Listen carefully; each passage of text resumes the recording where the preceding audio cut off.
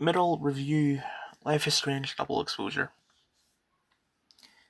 The game is still great. For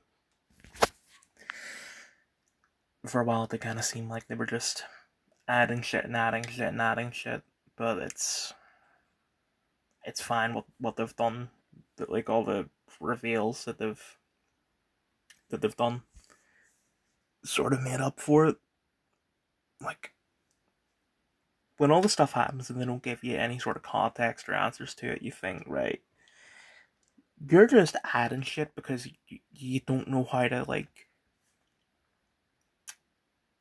you don't know how to continue without adding shit. It's the same way that Yakuza has the what was his name? The florist, I think, in the earlier games. Like he was just there because they couldn't think of like a way to progress the story. But then they revealed that, you know, that the other Max is Safi. Safi's a tire, not time traveler, a shapeshifter. Sorry about that. Like, I was kind of thinking to myself that this is basically just a remake of the first game because it's following a similar type of structure. Someone dies, like her best friend, and she discovers that she has parts. I do get that in the first game she didn't know that the girl that died was Chloe at the time, but still. And then by episode 3, she discovers like her powers have evolved. In the first game, it was the fact that she can go back to the moment that a photo was taken. In this game, it's the fact that she can like sort of swap things from one timeline to another. If you played the game, you'll know what I mean. And then I'm trying to make sense of it all. When it comes to things like the fact that people are able to see their other timeline version of each other, I think it's the fact that Max has the disability in the first place is causing both timelines to merge, and them merging is going to cause them to collapse. Um, the whole thing with Maya Okada just seems like a rehash of what happened with Amber in the first game. Like, really, the only difference is that the fact that before the storm exists, where you get to fully see Amber and experience what happened to her, whereas so far there isn't a spin off of this about Maya and Safi, but who knows? Maybe they'll make that.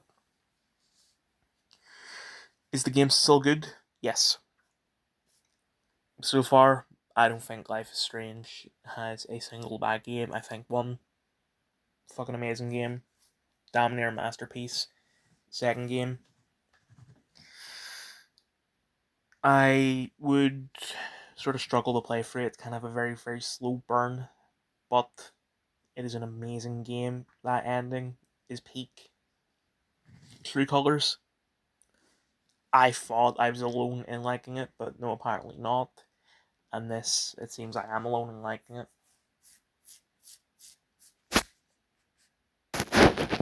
Do I still feel like the game would have worked better if they made a brand new protagonist rather than Max? Yes. I'm still not really seeing enough to convince me that the game needed to bring Max back, because the fact that they made 2 and True Colors, which might as well be Life is Strange 3, they made them with separate protagonists. You at that point it might as well be every individual game has a new protagonist. So if you're going to bring back a protagonist, you need to do it very, very fucking carefully. You can't just do it for the sake of doing it for like fanfare and shit. It needs to be a good reason. I'm not pissed off at them for doing it this way, because it could have been a hell of a lot worse, but it's just, it could have been better.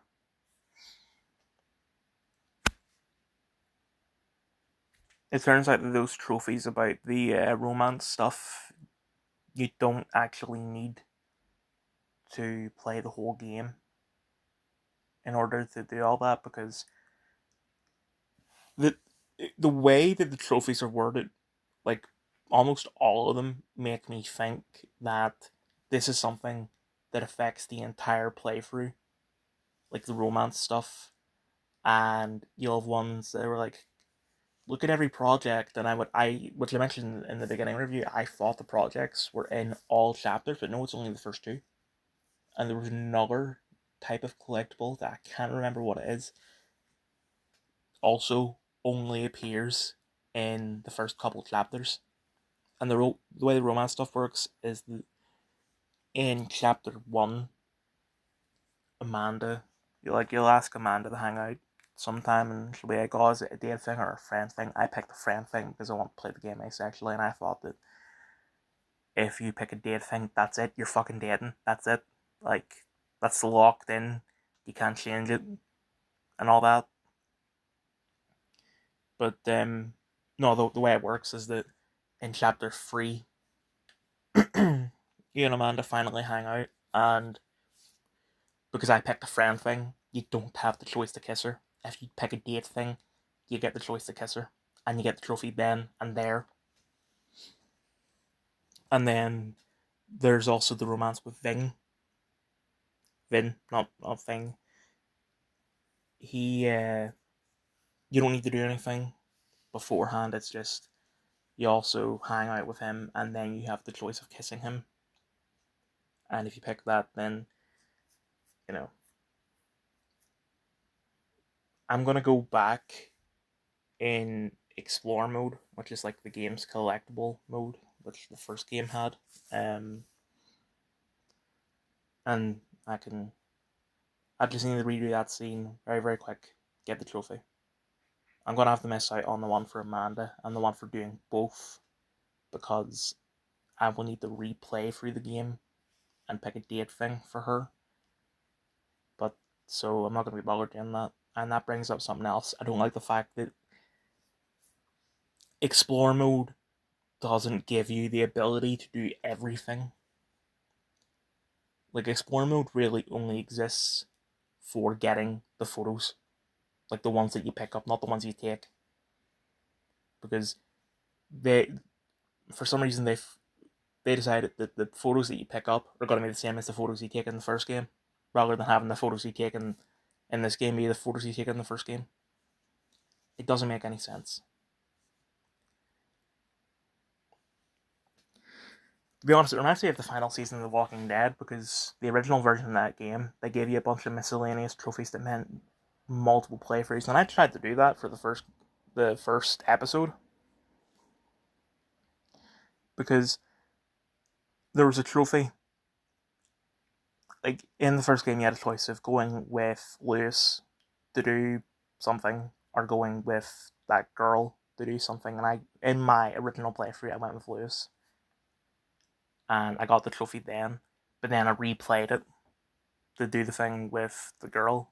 But then, because I picked Lewis the first time because I wanted to go with him, so I had to replay it again just to make sure that that continues on to the next episode, like my choices and shit. So I tried to do it with episode 2, but I thought, fuck it, it's not worth the effort. So everything I can get, I will. Everything that requires like a couple hours worth of effort, I can fuck off. Moving on. Ironheart. Mixed ratings. Disney original. I watched on Disney. Produced by Ryan Coogler. Starring Manny Montana, Sacha Baron Cohen, Alden Ehrenreich, Dominic Thorne, Eric Andre. Just to be 100% clear with the professional haters, everything I'm going to say is talking exclusively about episode 1. I'm not talking about episode 2. I'm not talking about episode 3. I'm not talking about episode 4. I'm not talking about episode 5. And I'm not talking about episode 6. Is the show woke? No. The the very first scene where Riri and Natalie they're taking a selfie, and they're sort of like, Riri's gonna be bigger than Bill Gates, bigger than Steve Jobs, bigger than Tony Stark, blah blah blah.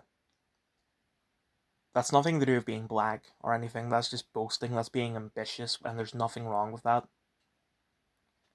Like, genuinely, I don't remember what review I said this in, but the left will say that the right will immediately call something woke just because a black person's in it.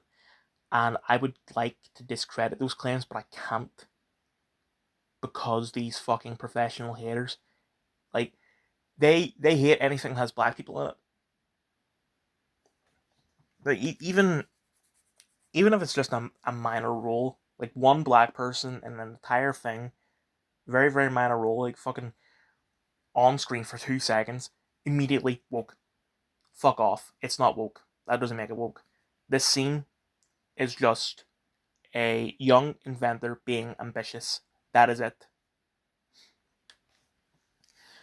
The only thing that's woke about episode one is this person in the middle here, Slug. This is, I think, I haven't done any research. I'm just going to assume this is a dude who has got like lip filler or whatever, but they've got like way too much. Like, if you've ever seen videos of people that like suck on shot glasses to try and get like Kylie Jenner lips, and it fails, and it, like, that's what it looks like. And then he's got green hair. Just to note, the black people, if you have green hair, you will look like a Minecraft dirt block. So, for your own sake, please don't do that, because you will get bullied. Like, this, having that thing in the show, like, it's a woke character, but it's not enough to give, they call the whole show or the whole episode woke. To be clear, I've seen this on Sunday. I'm recording this on Thursday, so I can't remember everything. I know I said I was going to talk exclusively about episode one, but I do want to talk about something that happens later in the show. I don't know what episode. I'm going to assume episode 6. So, as you've seen, he's right there. Sacha Baron Cohen plays Mephisto in the show. As far as I know, this is the first time Mephisto has been in the MCU. I don't, I don't get why he's making his debut in Ironheart. I haven't read the Ironheart comics, so maybe she does have like a connection to magic in the comics. But if not, I don't get why they're doing all this magic stuff in her show. That's the only problem I have with this. But a lot of people are making memes like, oh, this is Mephisto in the MCU, and it just shows clips of like Borat, the Dictator, and LEG. Like, if you're doing that just for fun, just for a meme, that's fine. But if you're doing that with malicious intent, go fuck yourself. Like, Sacha Baron Cohen has range. He's not just some silly guy. He's done drama before, and he does it well. Like, the only possible excuse you could have for saying that Borat is Mephisto in the MCU is if he's doing the Kazakh accent. And even if he is,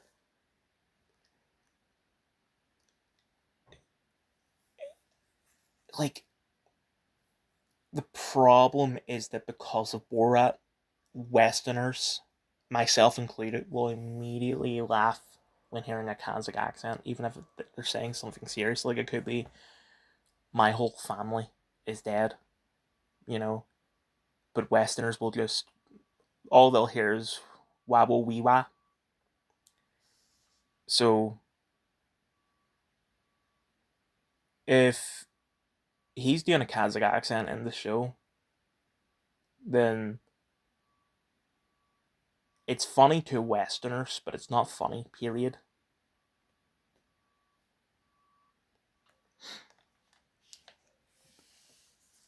I was I would have thought that this show would have had a quiet release that no one would have talked about, like Miss Marvel. But no, it's the next She-Hulk. In fact, speaking of She-Hulk, let's look at the IMDb rating for this show. 4.3 out of 10, and that's not even the lowest it was. It used to be a 3.5. That makes it like worse rated than She-Hulk. Go fuck yourself. Like, genuinely. Kill yourself if you think this show is worse than She-Hulk. It's not. Like, there's no excuse for calling this show worse than She-Hulk. The writing is much better. It's not as woke as She-Hulk. She-Hulk wasn't all that woke. But that scene in the first episode where she said, "Oh, I've had to control my anger a lot longer than Bruce Banner has because I'm a woman," that was woke. That was really the only woke thing about the show. That was more woke than the entirety of Ironheart, at least in the first episode.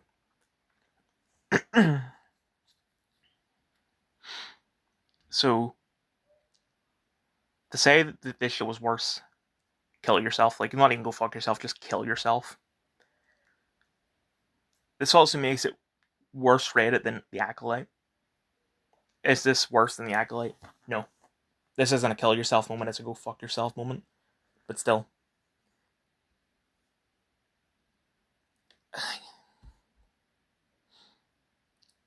I would have thought this would have been a quiet release where some people watch it, and the people that watch it like it, and then some people don't watch it, and then they just shut the fuck up about it. But no, all the professional haters have to come out and talk shit, because that's all they have to do. They don't like anything. You could give them a masterpiece, and they'll complain because it's not fucking a Ridley Scott film.